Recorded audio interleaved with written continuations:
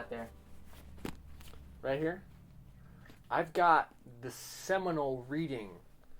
New York Times best-selling authors Robert Kirkman and J. Bonanzinga. I don't know, maybe this is up your guys' alley, maybe it's not. For some of you, you might like horror. Others of you may not, and that's okay. I did find the writing incredible. Very, very compelling, and very, very disturbing and interesting and fascinating all at the same time. The Walking Dead Rise of the Governor, the TV series is fantastic. The books are fantastic. I'm just not really a comics guy. That's all right. So it's kind of a series of books.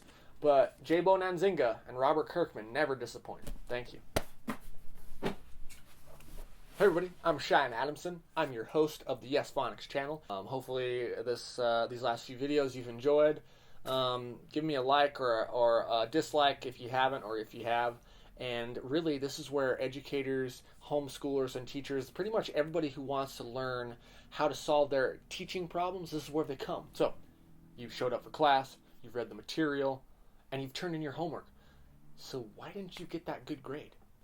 The test.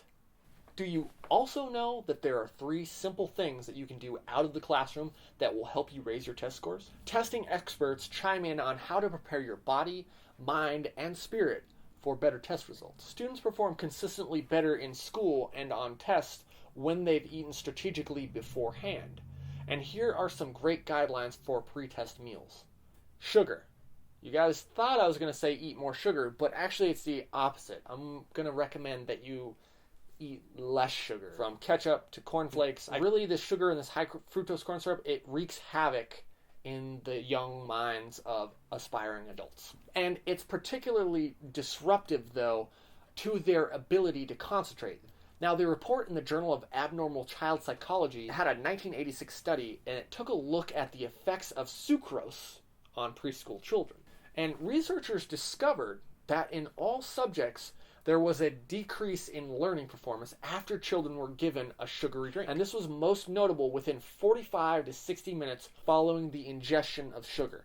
Well, there are some healthy substitutes. You can use sweeteners such as stevia or honey, and they both satisfy the sweet tooth, and they have a stable charge of energy without the jittery highs and the crash and burn lows that you get from refined sugar. And I'm sure that all my teachers out there, all the educators, you guys probably find this really useful as well. When you curb sugar intake, your teaching skills will probably improve. I know that correlation doesn't exactly equal causation, but I'm thinking that less sugar will probably help. I know for me, when I'm teaching a class or presenting information, I know if I had a bunch of sugar or more sugar than I should have had that day, I kind of feel drained and well. Now, let's talk about some things that will actually help, though, when you're taking a test.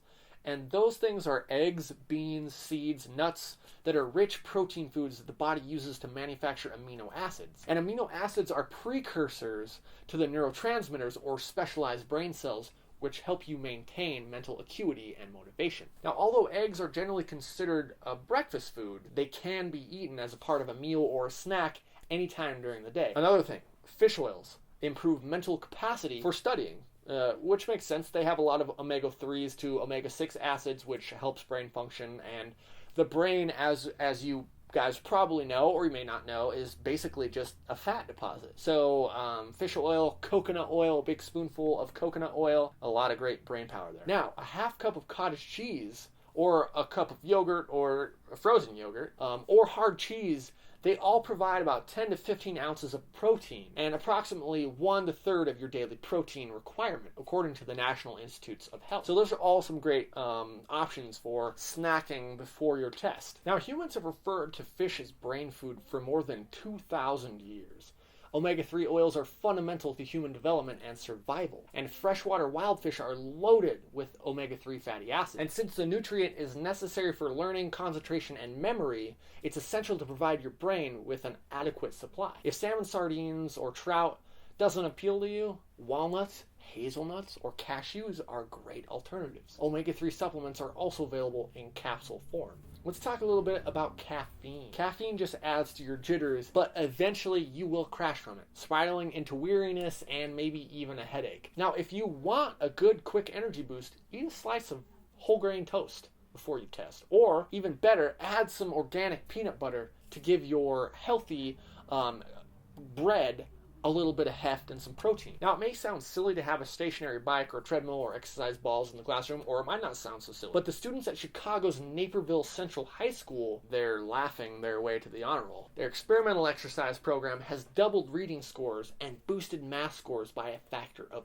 20. And after walking on the treadmill for 30 minutes, students were able to solve problems up to 10% more effectively. So again, this whole idea of being in motion, I've talked a little bit about walking to free up mind space, to generate creativity.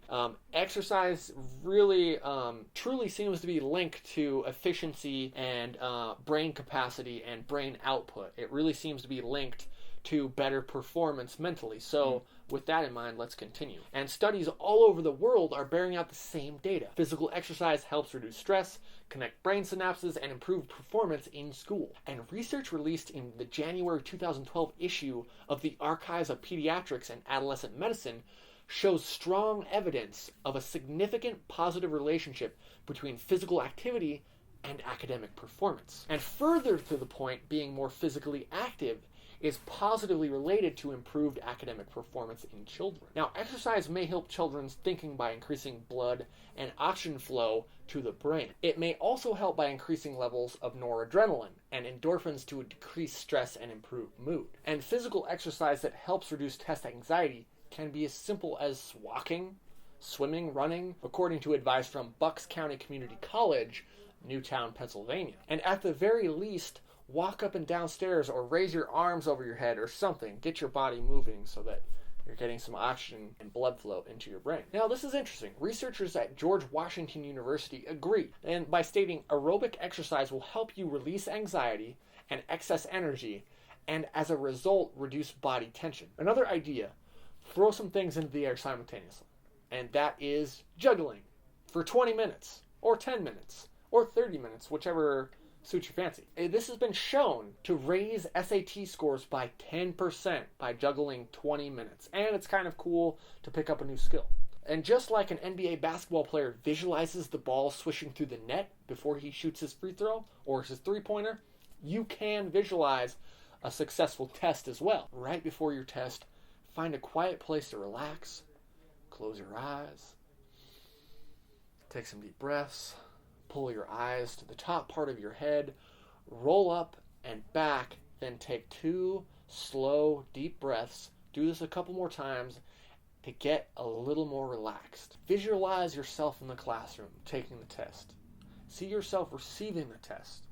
Then calmly, confidently taking the exam. You've formulated all these questions and you're seeing these questions that the professor has given you. And you're organized and you're alert. You're enjoying taking the test, because you want to know, you want to demonstrate just how much you know about the material. Create this movie in your mind. You are in command, you are in control. When the test time comes, you will have already seen yourself confidently taking the test, and refer to this personal movie anytime during the test. It is not to be underestimated. Now, those of us with test anxiety, including myself a little bit, especially with math, I always got a little bit nervous when I was taking a math test. I know how stressful testing can be. And I think the trick to calming nerves is right inside your own body. So start with your breath to calm the pounding heart and soothe your chattering brain. Now, these experts offer good breathing exercises that are perfect for the testing room because they're done while sitting down, and also because they're designed to help you relax quick enough to help you just moments before the exam. Now, you can read more in breathing exercises to relieve test anxiety, which we will link in the description below. The University of New Mexico Biomedical Research Programs report that you can do breathing exercises at any time before, during, and after the test. Breathing helps you stay emotionally grounded and rids the body of excess tension. And it's also an effective way of reducing stress of any kind, and it only takes a moment to do. Now, key point here, you guys. End of the video time. Really, just don't let the panic or the anxiety distract you or detract your full attention from taking the test. And use the tools, these little tips that we've given you for the diet, for the exercise, and the visualization and breathing to help you ace your next exam. And no books required on this one. And I really do wish you guys luck on your next test. Maybe you're taking a test tomorrow or a week from now, or maybe it's 4 years from now. You know you'll be going to college. Start practicing these things. Implement them into your daily routine so that you're familiar and it doesn't come as a shock by the time you have to take a test. And I hope this helps. And let me know in the description below if you guys have found this useful. And with that, you guys, I'll catch you guys in the next video. And I hope you guys are well. And I'll talk to you soon. Peace. Blah blah blah blah blah blah blah blah blah blah blah blah blah blah blah blah blah.